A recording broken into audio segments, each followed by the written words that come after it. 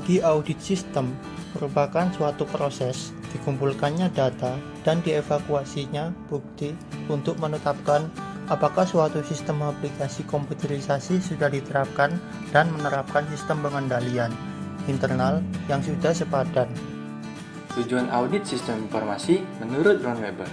Yang pertama, meningkatkan keamanan aset-aset perusahaan. Yang kedua, meningkatkan data dan menjaga integrasi data. Yang ketiga, meningkatkan efektivitas sistem. Yang keempat, meningkatkan efisiensi sistem. Dan yang terakhir, ekonomis. Terdapat dua aspek utama tujuan audit sistem informasi, yaitu yang pertama, conformance atau kesesuaian, yang dimana audit sistem informasi difokuskan untuk memperoleh kesimpulan atas aspek kesesuaian, seperti kerahasiaan, integritas, ketersediaan, dan kepatuhan. Yang kedua ada performance atau kinerja, yang dimana difokuskan untuk memperoleh kesimpulan atas aspek kinerja, seperti efektivitas, efisiensi, dan kehandalan. Ada juga tujuan audit sistem informasi secara teknis, yaitu evaluasi, yang terdiri dari evaluasi atas kesesuaian, evaluasi atas kelayakan struktur organisasi, evaluasi atas pengelolaan personil, evaluasi atas pengembangan, evaluasi atas kegiatan operasional, evaluasi atas kontinuitas layanan, evaluasi atas kualitas pengendalian aplikasi, dan yang terakhir ada evaluasi atas kualitas data atau informasi.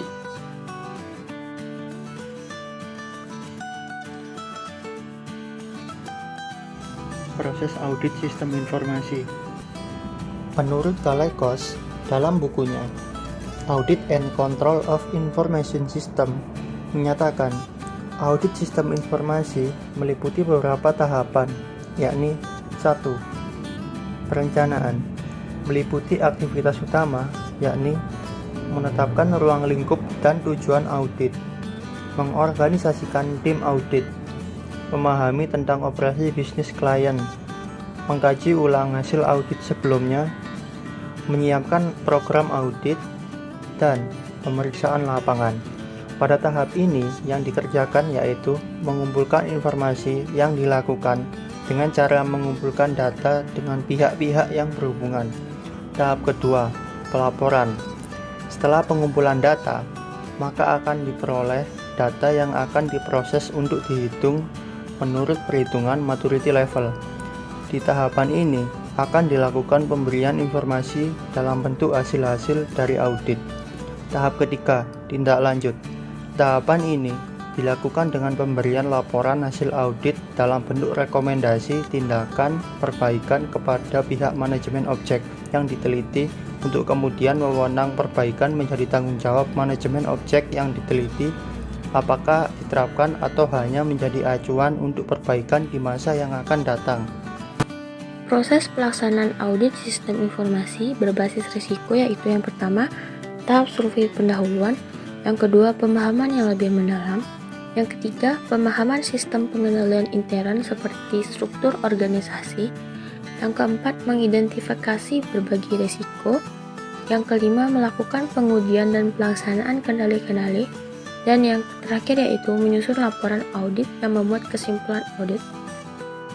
Audit sistem informasi ini mempunyai berbagai tujuan, di antaranya pertama, tujuan operasi, kedua, tujuan pelaporan keuangan, ketiga, tujuan kepatuhan, serta mencakup risiko sebagai berikut. Pertama, risiko tingkat entitas, kedua, risiko tingkat aktivitas, dan yang terakhir yaitu manajemen perubahan. Audit sistem informasi berbasis kendali. Audit sistem informasi berbasis kendali merupakan suatu sistem yang mencegah, mendeteksi, atau memperbaiki kejadian yang tidak dibenarkan. Kedua, mengumpulkan bukti-bukti yang memadai seperti survei, interview, observasi, dan review.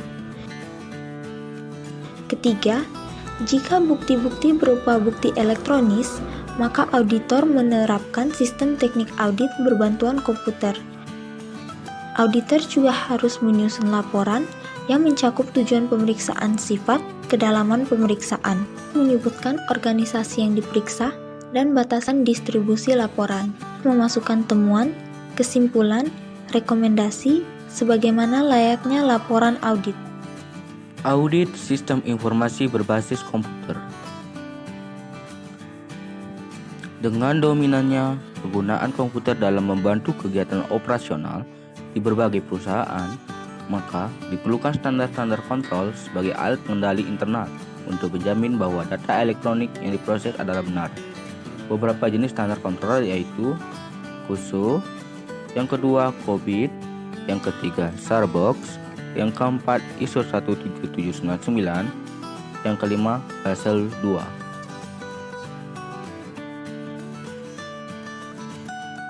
COSO atau Committee of Sponsoring Organization of the Tradeway Commission, yang merupakan komunitas bisnis yang berkaitan dengan isu-isu seputar laporan keuangan yang mengandung fraud atau penggelapan. Selain itu, tujuan dari COSO diantaranya: pertama, efektivitas dan efisiensi aktivitas operasi; yang kedua, kehandalan pelaporan keuangan; yang ketiga, ketaatan terhadap hukum dan peraturan yang berlaku; yang keempat, pengamanan aset entitas. Lalu COBIT atau Control Objective for Information and Related Technology, yaitu alat pengendalian untuk informasi dan teknologi terkait yang bertujuan untuk mengembangkan, melakukan riset, dan mempublikasikan suatu standar teknologi informasi. Kemudian SARBOX atau Sarbanes-Oxley Act, yang memiliki tujuan yaitu yang pertama, meningkatkan akuntabilitas manajemen; yang kedua, meningkatkan pengungkapan; yang ketiga, meningkatkan pengawasan rutin; dan yang keempat, meningkatkan akuntabilitas akuntan. ISO 17799 yang merupakan standar untuk sistem manajemen keamanan informasi meliputi dokumen kebijakan keamanan informasi, alokasi keamanan informasi tanggung jawab, dan lain-lain. Dan Basel II yang dibentuk sebagai penerapan kerangka pengukuran bagi risiko kredit. Jadi, audit sistem informasi merupakan suatu proses pengumpulan dan pengevaluasian bukti-bukti untuk membuktikan apakah suatu sistem aplikasi yang digunakan telah menerapkan sistem pengendalian internal yang memadai, tidak disalahgunakan, serta mampu menjaga integritas data, kehandalan efektivitas, dan efisiensi penyelenggaraan sistem informasi. Ini dibagi menjadi 3, yaitu audit sistem informasi berbasis risiko, berbasis kendali, dan yang terakhir berbasis komputer.